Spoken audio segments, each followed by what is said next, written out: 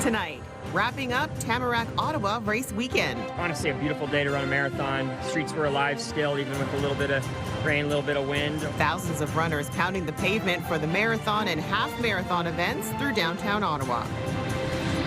An official welcome for the FIFA World Cup. It's crazy that the World Cup's right here behind me.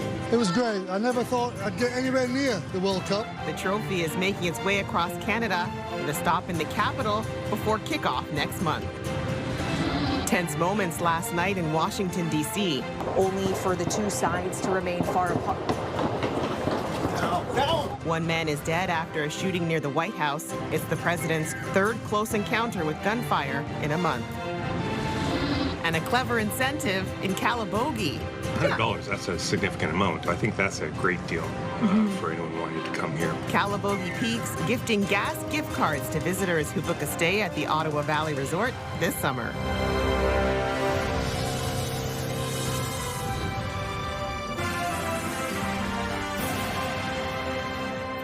Good evening, and thank you for joining us on CTV2 tonight. Austin was on assignment, and we begin with the culmination of Tamarack Ottawa race weekend. The marathon and half marathon events saw thousands come out to race through downtown Ottawa and past hundreds of cheering spectators. CTV's Josh Morano is back from the marathon route and joins us live in studio for a recap. Josh.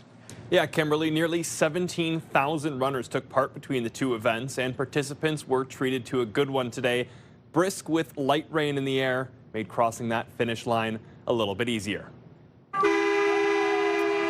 Cloudy skies and a cool breeze. Perfect conditions for Matthew Shook as he prepares to run the Ottawa International Marathon. We were worried it was going to be real rainy this morning, so this is much better than we were expecting. Shook is visiting from New Jersey, competing in his first race in Ottawa. We tried to do, a couple of these a year, drive to them, and we were excited to see what the city was like. Nearly 17,000 runners hit the pavement Sunday for the Tamarack Ottawa half and full marathons. Among them, Mayor Mark Sutcliffe, who started his run at 4 a.m., raising over $117,000 for the Ottawa Community Foundation to end youth homelessness. We have an opportunity in our city to end youth homelessness once and for all, and to be able to do that would be absolutely amazing. And these are the people here who are going to do it, and I'm just so proud to support them. Elvis Shaboy from Kenya, finishing with the fastest time at 2 hours, 9 minutes and 22 seconds. We're standing here with Rory. CTV's Austin Lee emceeing the event and spoke with the first Canadian to cross the finish line, Rory Linkletter. Back-to-back years on the podium. I'd love to win it for Canada one of these years, but I'll just keep taking swings until it breaks my way. For the women, Canadian Elisa Legault was the 8th fastest at 2 hours and 29 minutes. I'm tired. It was so hard, but I'm very proud of how I ran. It was nice to have everyone on the course cheering, and it was a really nice event. Christian Jameson came in Sunday looking to break his great-great-grandfather Tom Longboat's record of 2 hours and 24 minutes. While he finished short, he did set a new personal best. I gave it my best out there. That's all I can ask for. Little short of the 2:29, but I'll take it as a win, and it's just motivation to train extra hard this summer. As more racers crossed the line, so too did Shook, checking another race off his list. I'm all right for now. At some point, I'll have to fall down and then never get back up, but for now, I'm good. Firstly, a big shout out to everyone who did complete this weekend. And throughout the weekend, money was raised for 87 local charities. And according to organizers, the total this year is over $850,000. But note, people can still donate until June 15th. Also, that more than $10 million will have been raised by participants and their supporters since 2015. Kim. CTV's Josh Morano reporting live for us tonight. Thank you very much, Josh. And CTV Ottawa has extended coverage of Tamarack Ottawa race weekend. There are more stories online at ctvnewsottawa.ca. The iconic FIFA World Cup Trophy is in the capital, giving Ottawa fans a chance to see it up close. Prime Minister Mark Carney was at today's unveiling party welcoming the 2026 World Cup to Canada as excitement grows for the world's biggest tournament. In 2012, Canada was 112th in the world. Now we're one of the top 30. That's a 75% increase. I'm an economist. It's a 75% increase. We belong on the pitch. with the best teams in the world, and we're going to see that. 1, 2, 3. Canada, go! Go! Go, Canada! Go! Fantastic, you're ready to become world champion. All right, let's bring in CTV's Kimberly Johnson, who spent the afternoon with the trophy and got to speak with some fans of the beautiful game. How did that go today? Kimberly, it was quite the day for soccer fans, getting an up-close personal look at the World Cup. The solid gold trophy isn't held by just anyone. It's only for the best of the best in the sport. And with the clock ticking down on the start to the games, it's building excitement. The most coveted prize in sports. And fans waiting in anticipation. It's amazing. All to see this, the iconic FIFA World Cup Trophy up close. I never thought I'd get anywhere near the World Cup, so I'm very happy. The FIFA World Cup Trophy Tour by Coca-Cola has brought the original World Cup trophy to Ottawa. I waited for this for more than 100 years. Giving fans like Martin Langlois a once-in-a-lifetime chance to see the gold. The whole world is fighting about it, and it is in Ottawa, Canada. The games begin in 3 weeks, co-hosted by the United States, Mexico, and Canada, bringing the excitement to a fever pitch. FIFA World Cup champion Alessandro Nesta on hand in the nation's capital, unveiling the cup, first awarded in 1974. It's amazing that the trophy is maybe the most important trophy in the world. And when we open the box, the people is very excited. I know because when I won that trophy, my face was like the kids. All the names at the bottom represent how the world comes as a community to all focus on one sport, and the sport brings everybody together. This is the 6th stop on the 10-day Canadian tour. Officials say it's drawn tens of thousands. Lots of Canada jerseys, but also so many other nations, and I think just speaks to our international fandom and how Canada's ready to welcome the world. I've never seen this level of excitement. People are talking about it. The buzz is really high. It's just great that we get to play a part in it here in Ottawa. Sponsored by Coca-Cola, event officials say many local employees are volunteering to help ensure kickoff is a success. Be able to see it like that close, it's a big deal. It's very impressive. Canada! The countdown is on. Go England. Go Canada! From here, the trophy heads to Toronto and will be showcased there over the next 2 days. The FIFA Games begin in just 3 weeks, with Canada's first match taking place June 12th, with many hoping that Team Canada can keep it here. Absolutely, yeah. A lot of security around that. Did anyone get to touch it or get No, it's got a lot of glass. Got a lot of glass. Protecting it. All right, CTV's Kimberly Johnson reporting live for us tonight. Thank you very much. And you can scan the QR code on the bottom of your screen to link to us online or visit ctvnewsottawa.ca. We have more details on the 2026 FIFA World Cup and the Trophy Tour across Canada. All right, we'll take our first check of the weather. Again, a gloomy day that we're dealing with. But again, if you were racing today, apparently perfect conditions. If you're out and about, we're currently sitting at 13 degrees, a few showers for us here in the Ottawa area. We'll take a look at our lows for tonight. We've got 12 degrees here in Ottawa, 12 degrees along the Seaway, except for Trenton. They were a little bit warmer, 13 degrees there. We've got 12 degrees for Gatineau, same thing for Petawawa, as well as the Kemptville area. Again, some off and on showers that we'll be looking at. As for tomorrow's highs, 23 degrees. Again, some showers sticking with us here in the Ottawa area, 23 and 24 along the Seaway, 22 toward the Pembroke area, 23 up in Kitigan-Zibi, 24, same conditions toward the Gatineau area, off and on showers throughout the day. And for Kemptville, also sitting with 24 degrees that we'll be dealing with their high for tomorrow. Ottawa firefighters busy in the Carlton Heights area working to put out a fire in neighboring homes last night. Ottawa Fire Services say firefighters were called to a garage fire on Kilmurray Crescent around 8:15 p.m.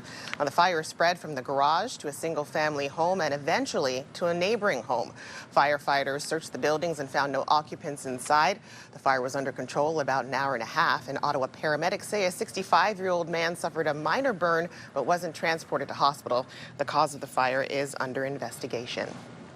Ontario Provincial Police are investigating after a fatal crash in North Dundas Saturday morning. Officers responded to a two-vehicle collision involving a rental moving van and an SUV around County Road 43 near County Road 1 around 11 a.m. Now, OPP says a 78-year-old woman who was a passenger in the SUV was pronounced dead in hospital. Roads in the area were closed for several hours following the crash. Any witnesses or anyone with dash cam footage of the area at the time of the collision is asked to contact Glengarry OPP.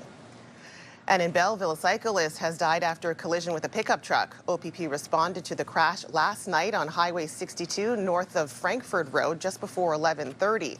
Police say the cyclist was transported to hospital where they were pronounced dead.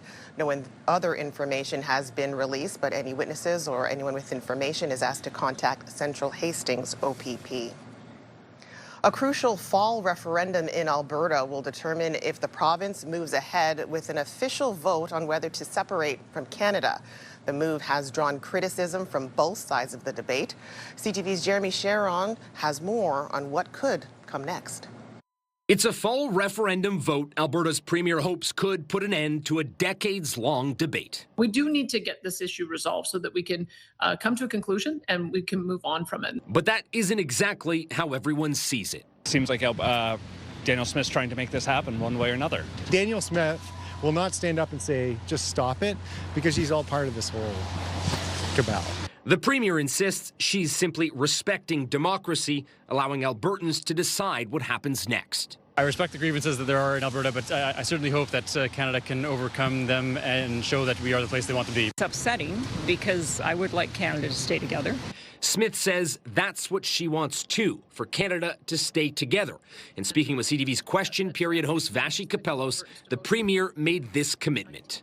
If the Remain side does win, do you promise, as long as you're Premier, you will not hold a separation referendum? Yes, I do. I will listen to the will of the people, and that's why I'm going to be advocating on that side. But it goes the other way as well. That if Albertans vote the other way, then we'll have to begin the legal process to get to a binding referendum. The question being asked this fall is whether Albertans want a separate official referendum on separation. That could trigger another binding vote to leave the country. It has to be a very simple, clear question. But even if a majority vote to leave, the path to do so is unclear and would start by triggering something called the Clarity Act. There's no question of separating under the Canadian Constitution. You have to have the majority of provinces and the Parliament agreeing to your separation. So how would that ever happen? It would require the Supreme Court's involvement and a negotiated agreement between all provinces and the federal government. And piling on to the complexity, legal experts also suggest a court decision earlier this month to throw out a pro-separation petition for its lack of consultation with First Nations indicates that would play a crucial role in any secession. Jeremy Sherrill, CTV News, Ottawa. China's foreign minister will visit Canada next week to meet with his counterpart, Anita Anand. This marks the first visit by a Chinese foreign minister in 10 years. The two will discuss the recently updated Canada-China strategic partnership while also discussing trade, investment, and global security, among other issues. In January, Anand, along with the Prime Minister Mark Carney, visited Beijing, announcing the updated Canada-China partnership.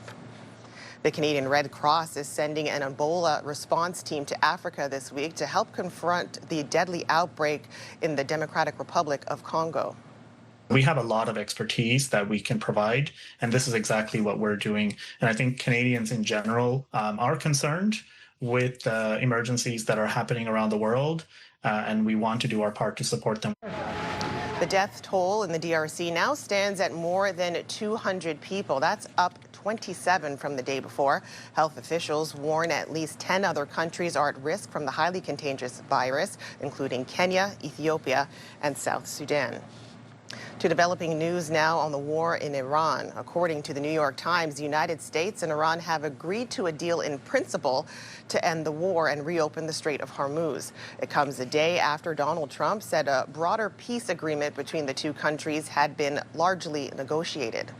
So we think we've made some progress on the outline of something that, if it works, could give us that outcome. Obviously, that will require full Iranian acceptance and then compliance, and it will require some future work on negotiating the details.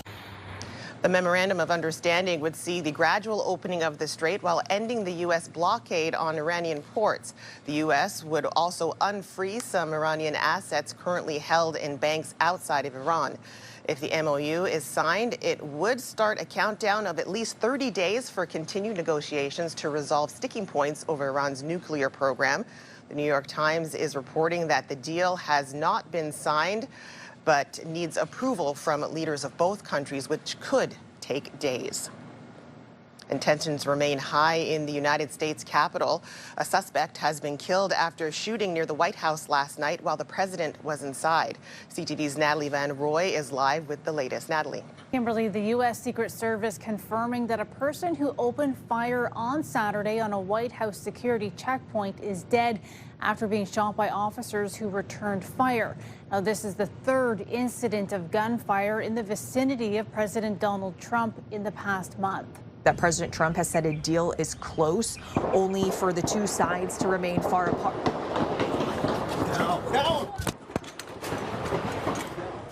That's ABC News reporter Selena Wang, who was reporting from the White House grounds when the shots began firing, forcing her and her crew to duck for cover. A man approached a Secret Service checkpoint a block away from the White House shortly after 6 p.m. The individual removed a weapon from his bag and began firing at the posted officers. Secret Service officers returned fire, striking the suspect, who was transported to hospital where he later died. Now, during the shooting, a bystander was also struck by gunfire. If you look at each one of these incidents, they are a lone wolf, an individual by themselves. So former FBI Director Christopher Wray stated, and I was investigating some of these, they're the most difficult, a lone wolf attack. They're the most difficult to investigate because is very little attempt to detect it in advance because they're all planning it themselves. They're inside their own head. They're not working with others in a group. They're not planning it. So it's that individual determined to conduct the attack by themselves. So it's very difficult to investigate. Now, in terms of that bystander that was also struck by gunfire, a law enforcement official said it wasn't clear whether that person was struck by the suspect's initial bullets or those fired subsequently by officers. Now, no law enforcement personnel were injured. And this recent shooting, as you heard, follows two other incidents. One was at the White House Correspondents Association dinner in April, and another near the Washington Monument earlier in May. Kimberly. CTV's Natalie Van Roy reporting live for us tonight. Thank you, Natalie. We really hope it always brings in more visitors because we think we have something very special. All right, coming up, an incentive enticing visitors to Calabogie, how one resort is getting creative this summer ahead of travel season.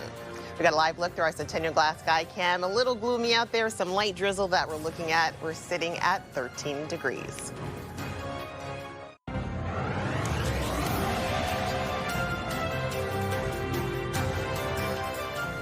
An Ottawa Valley resort about an hour outside of the city wants to help visitors with the cost of gas while they visit.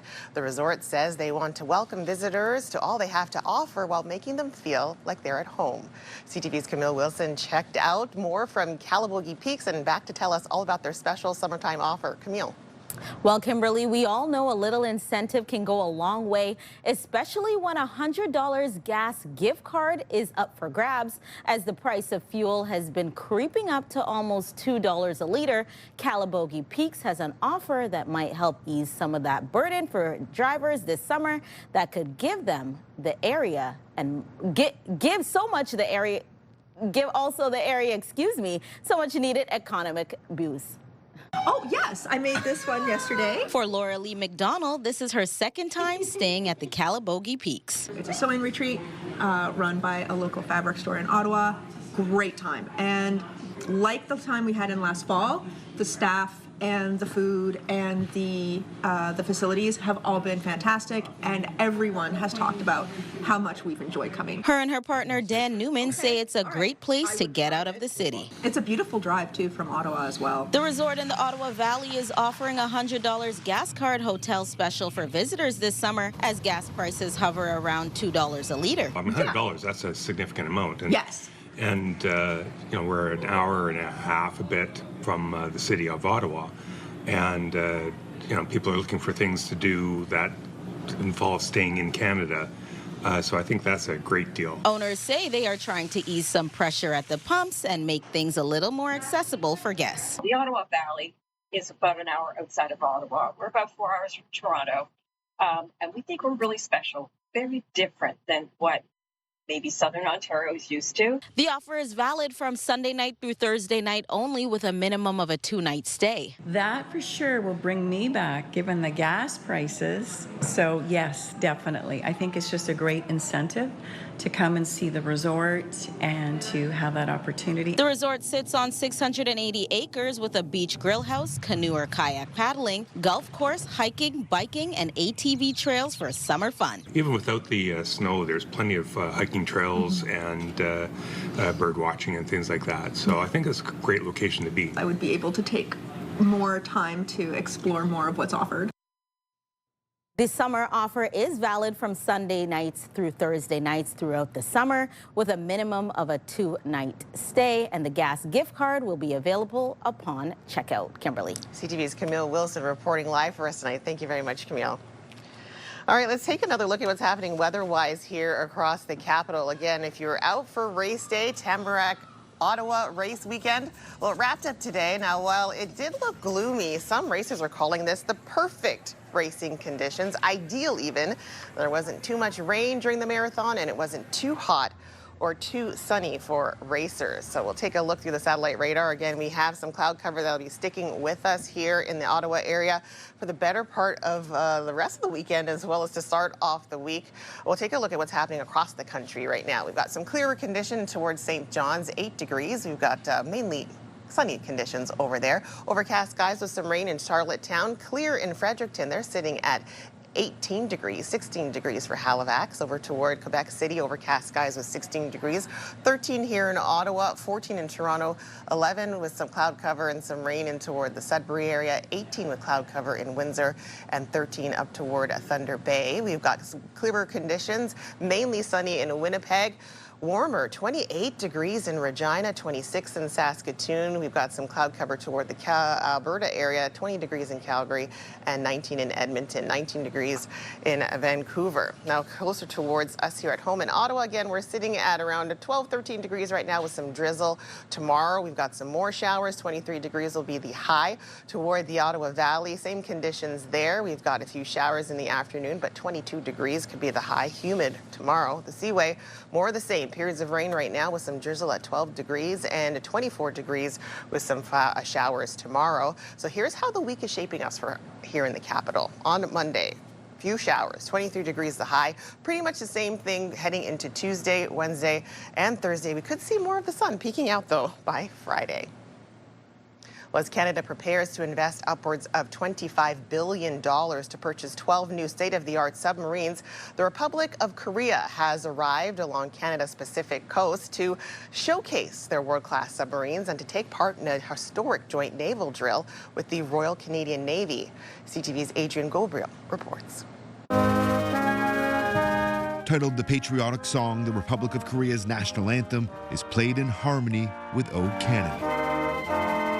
The nation's two navies coming together in Victoria, BC to remember the 516 Canadians killed in the Korean War and honor those who survived the historic battle that began 76 years ago. Our first casualty was the 1st of January. A recognition of the past as the two middle powers work to ignite tighter military bonds into the future. Every time you have the opportunity to work at sea, we should. The Korean Navy arrived at CFB Esquimalt this weekend, bringing its KSS-3 submarine. A bid is in place for Canada to purchase 12 of these South Korean subs.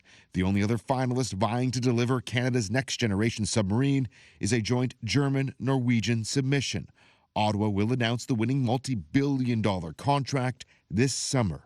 While putting their best marketing pitch forward, the Korean Navy is also here working with Canada to conduct the two countries' first ever exclusive joint naval drills in a simulated wartime environment. Frigates, submarines, and the Air Force are all involved. The Republic of Korea's Admiral Chief of Naval Operations telling CTV News that cooperation in the open ocean means security and prosperity. Really improving our capability as a military. CTV News spoke one-on-one with Maritime Forces Pacific Rear Admiral David Pichel about the importance of working with allies in a quickly changing geopolitical landscape. The more we work together, learning how to communicate, how to operate, understanding the capabilities of each other's navies, so then we build that trust. So when we need to fight together, we're ready to do so. Celebrating his 98th birthday, his experience fighting alongside Korean soldiers has stayed with retired Major Jerry Ratchford. United Nations Service Medal for Korea. You wear them proudly. Yes, I do. The Korean War veteran believes a rekindled relationship between the two proud nations will serve Canadians well for generations to come. Today means unification between the two countries, and I hope it stays that way. The current joint naval exercise underscores the importance for the Royal Canadian Navy to have deeper connectivity and cooperation with allied nation navies from these waters into the Indo-Pacific, the Arctic, and Atlantic Oceans. Adrian Gobrel, CTV News, CFB, Esquimalt. There is really a shortage of strong domestic providers. There should be more of us. Well, in case you missed it this week, we revisit a data center in Nepean as the importance of data sovereignty steps into the forefront amid frosty relations between Canada and the U.S.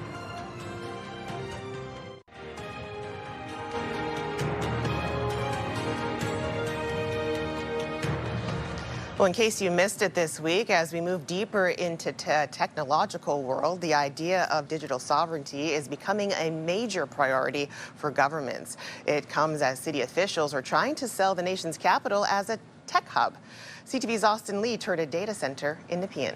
We are the only Canadian company on the federal government procurement vehicle for cloud services. The rest are all American. Inside ThinkOn's Nepean data center, private and secure data is stored for governments and businesses. It's one of few Canadian companies in the industry. There is really a shortage of strong domestic providers. There should be more of us. ThinkOn's Nepean location is one of 11 the company operates across the country at a time when data sovereignty is top of mind for many. Data sovereignty could very well be the most important technological issue of our time, especially here in Canada. But why exactly is data sovereignty so important? If you take out your cell phone and you unlock it, would you be willing to give it to the person next to you and allow them to go through all your pictures, all your images, all your emails? And most people would say, no, I'm not okay with somebody getting access to my personal phone like that because this is my personal information. Then why are we okay with a foreign government having access to or potentially having access to that data? American data centers follow American laws, regardless of where the data stored there originates from. With the recent political tension between Canada and the U.S., there's a push to build more data centers here at home. We should have been making these investments even before Donald Trump re-entered the White House. But here we are.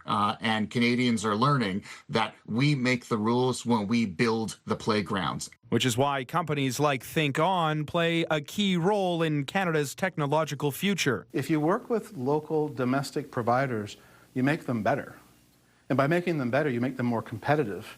And if they're more competitive, then they can in turn deliver services to a broader array of customers locally and keep the money in Canada. ThinkOn founder and CEO Craig McClellan says he believes in the future of Ottawa's tech industry. When you put a bunch of smart people together in the same region, even if they're working for competitors, there's still it's a rising tide that floats all boats. Austin Lee, CTV News.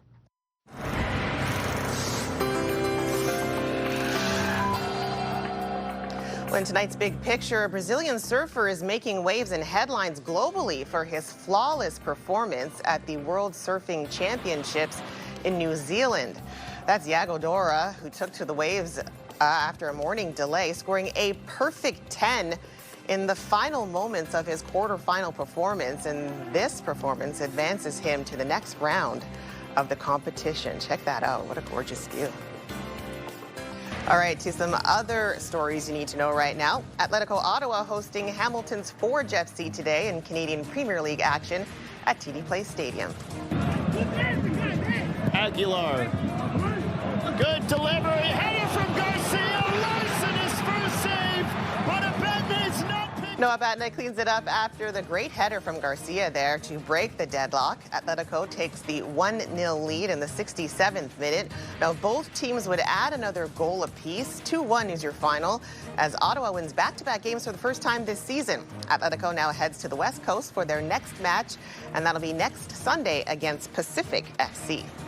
A year ago, the bronze medalist in 2026, Andrew Alexander, wins the 10K in Ottawa. Oh, and what a finish to the men's elite 10K race last night for Tamarack Ottawa race weekend. Andrew Alexander edges out second-place finisher Thomas Fafard by 2 seconds with a time of 28 minutes and 19 seconds. In the last 50 meters of this race, Fafard briefly took the inside lead before Alexander turned on the jets for the victory. In the women's race, Florence Caron led the race from start to finish, taking the women's elite title with a time of 32 minutes and 12 seconds. Prevented it from going deep. Back in, a chance. Ehlers scores!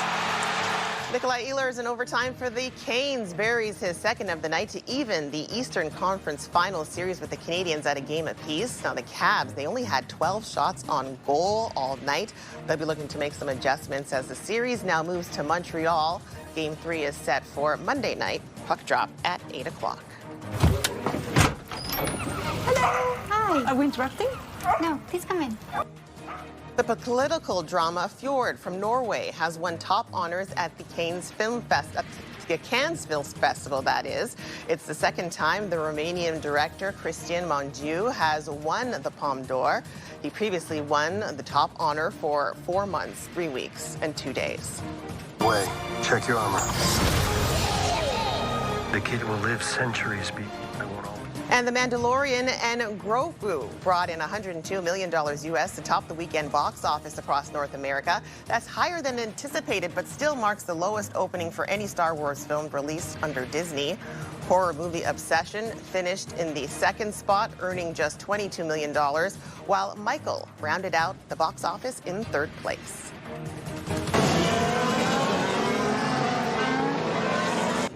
All right, after the break, we'll check in on the winner of the Canadian Grand Prix, and we'll take a look at how groundhogs affected the race in Montreal for the second year in a row. Get the latest live local breaking news. Sign up now for our morning and evening CTV News Ottawa newsletter. The best local content from CTV News, Your Morning Ottawa, and News Talk 580 CFRA. Get it all in one place.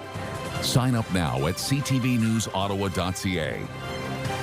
The CTV News Ottawa newsletter is brought to you in part by CAA Business. He's going to become the first driver to win his first 4 Grand Prix all in a row. The checkered flag's there again for Kimi Antonelli. Well, that's Mercedes driver Kimi Antonelli winning the Canadian Grand Prix, his 4th win of the F1 season. Lewis Hamilton takes second place, and Max Verstappen rounds out the podium. Now, George Russell, who started in the pole position, stalled out on lap 24 and did not finish the race. Now, while it was a thrilling race today in Montreal, earlier in the week, groundhogs stole some of the spotlight at the Canadian Grand Prix. A collision on the track has many questioning how wildlife is being managed around the race's circuit. CTV's Laurence Brusson-Dubroy has more. They're a staple of Grand Prix weekend. Groundhogs popping up along the track, darting across the circuit, and sometimes getting dangerously close to the action. One of those encounters left racer Lewis Hamilton visibly shaken. I was feeling optimistic, and then I didn't see it happen, but obviously I heard I hit a groundhog, so that's devastating. The 7-time world champion later said he was heartbroken, and this year it happened again. During Friday's practice, Alexander Albon collided with a groundhog, sending his car into the barriers. Now, officials are defending their wildlife management operation around the circuit. To try to prevent those incidents, the Jean Drapeau Park Society says about 30 animals were captured earlier this month, including 20 groundhogs and 10 raccoons. Officials say the animals were safely captured and then released into a more suitable environment on a separate island, Ile Sainte-Hélène, before the birthing season. But animal rescuer Rob Boisvert isn't convinced. You might be able to relocate the the mom, but chances are the babies are scared out of their mind. They're now back down in the den.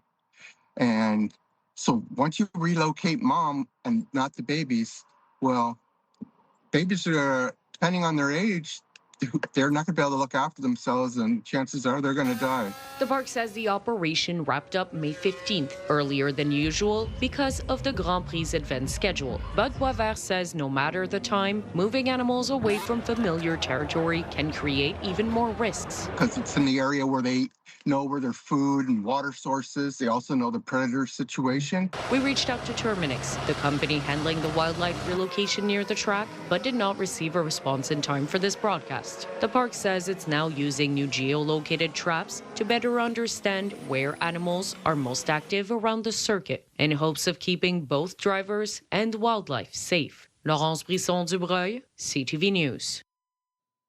Well, the high cost of meat is putting a damper on barbecue season. The soaring price of beef in particular has a lot of people changing their grilling habits. And as CTV's Kamal Karamali tells us, it could be years before steak lovers see some relief.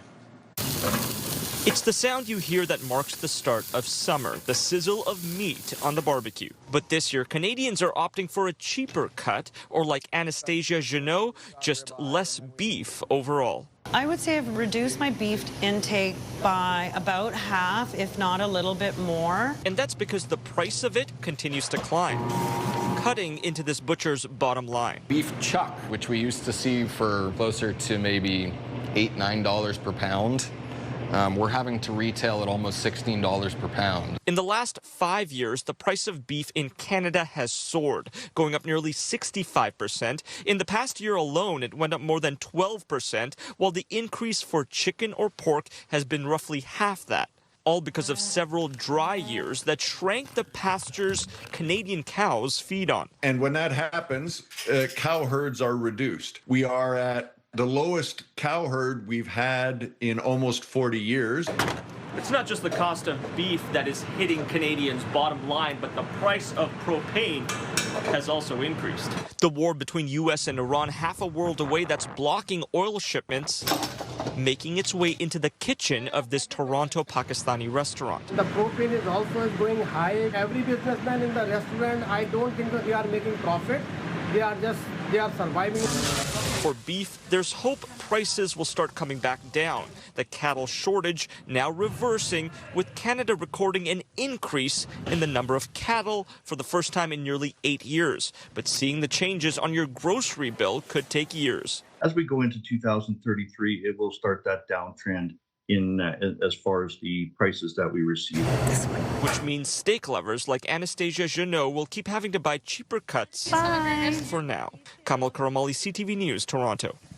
So I hope for young kids it's inspirational. I hope for young kids that they learn that the path isn't always like a straight arrow.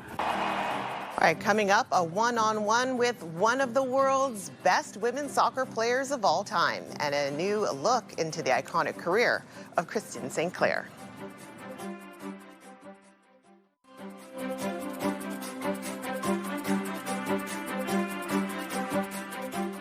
A new documentary has been released about Canadian soccer legend Christine St. Clair.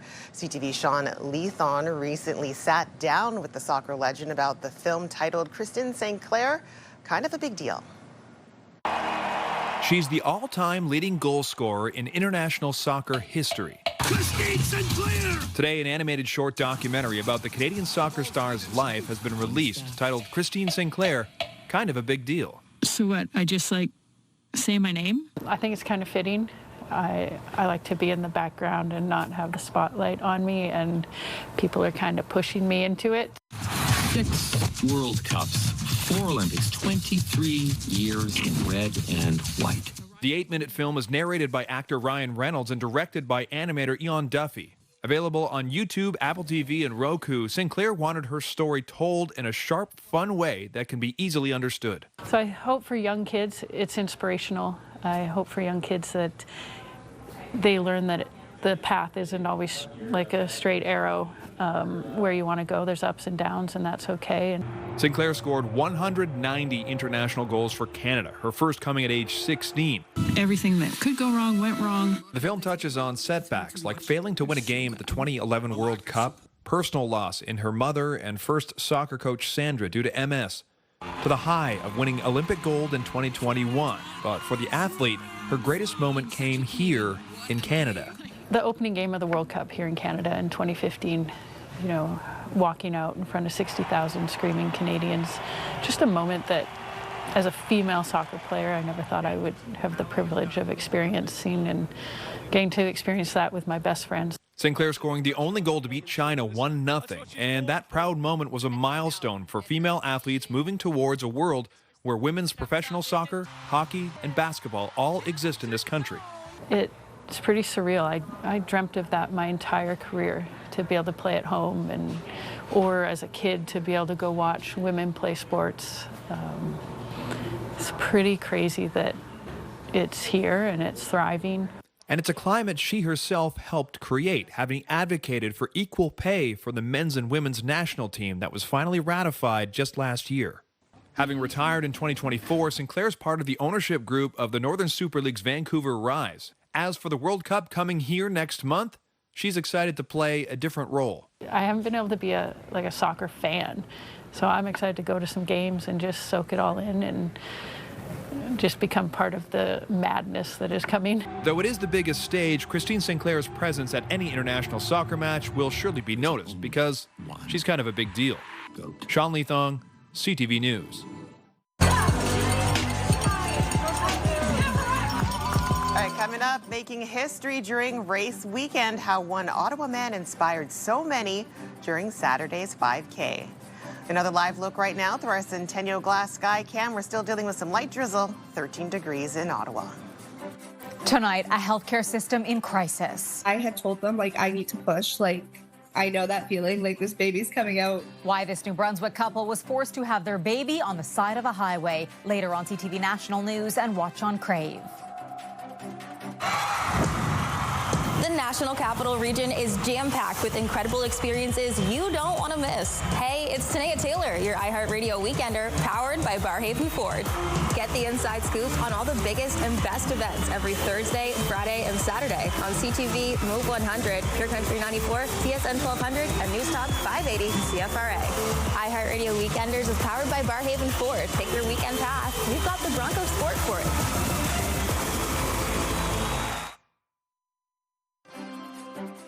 Hairstyles, courtesy of Salon Fiorella. Here's a recap of the top local stories we're following right now. Over 17,000 runners hit the pavement Sunday for the Tamarack Ottawa Race Weekend half and full marathons. Canada, go! Go! Go, Canada! Go! Fantastic! Prime Minister Mark Carney welcomes the 2026 FIFA World Cup to Canada, less than a month away from the first games kicking off the tournament. We really hope it always brings in more visitors because we think we have something very special.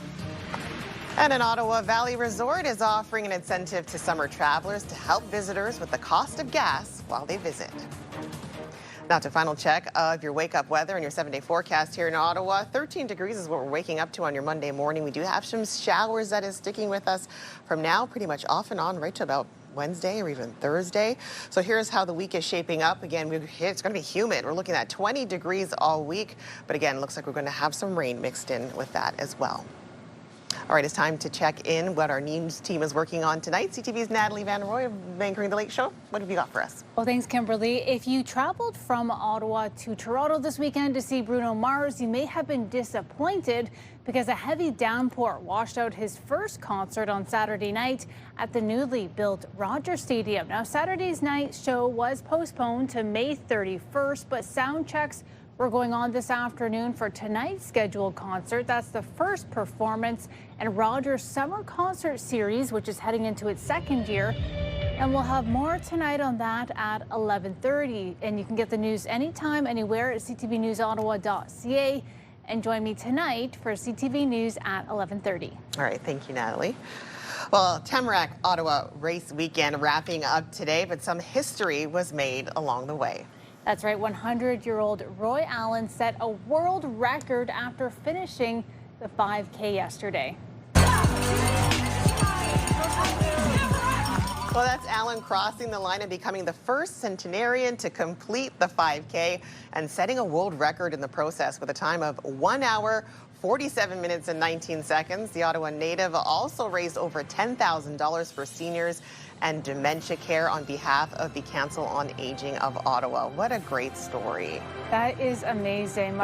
It's heartwarming even just to see that video. Definitely. Thanks for joining us. Natalie's back for your late news at 11:30.